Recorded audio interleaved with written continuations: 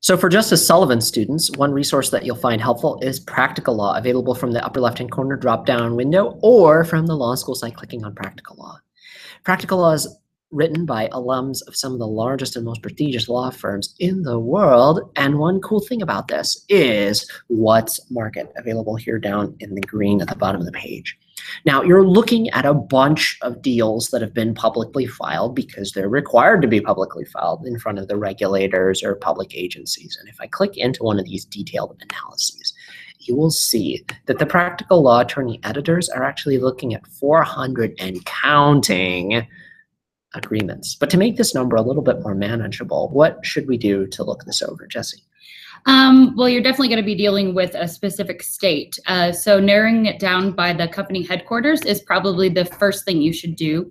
And let's do Indiana.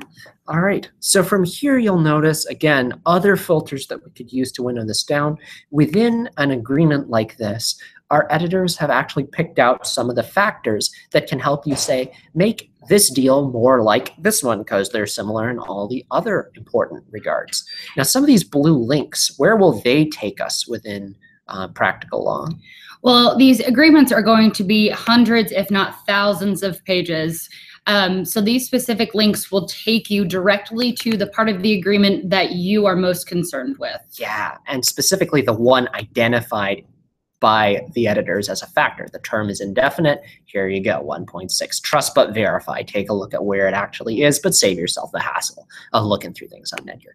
That is called What's Market on Practical Law. But we know that you're working on some other things too, maybe structuring your corporation with some drafting of some documents, corporate and M&A right down here. And you'll notice that, yes, it's built around some resource types in the gray. We'll talk a little bit more about practice notes and standard docs in a second. But if we click on corporations, and don't filter, just scroll through just to see where some things are, just to see what's out there. Not that I recommend doing research like this, but you can see a lot of tips about how to actually do the thing. And as we get to something maybe a little bit halfway through the page, you can see forming and organizing a corporation. It's definitely something that closely held business class is working on. Mm-hmm. Now, maybe a corporation isn't the thing you want. You can see there's a chart to tell you what all the advantages and disadvantages are of the entity, other practice notes on particular things like tax issues.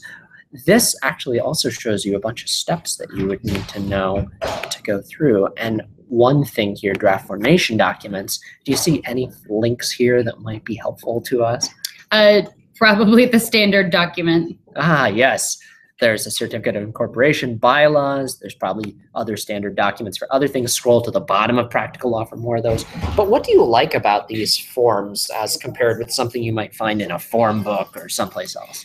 My favorite part about it is that there is this note, this read before using this document. It gives you, it kind of explains all that legalese that's going to be in this agreement that may just go straight over your head. And it's going to put it in layman's terms so that you know exactly what that section wants and what you're supposed to put in it. Yeah, and you'll also see links out to the law on Westlaw, any major cases. So I guess air gas is kind of a big case. You'd see it in the key site too, that there's a link out to Practical Law. But here's what the legalese means, and here's how you can actually use it. Download the usable version of it in Word, add it to folders, email, print, everything like that. And if you've got more questions, contact us. You've got my contact information. I'm the account manager, Samuel Burbano, from the law school page.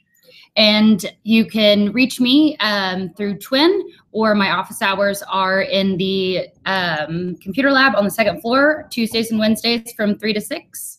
Or follow at Lindy Hop Lawyer on Twitter for in-person availability, links to other legal research ephemera, and other fun stuff I'm about to show your faces. So this is what we look like. Come see us. I'm Samuel Burbano. I'm Jesse Fields. Thanks for watching, and talk with you next time. Bye. Bye.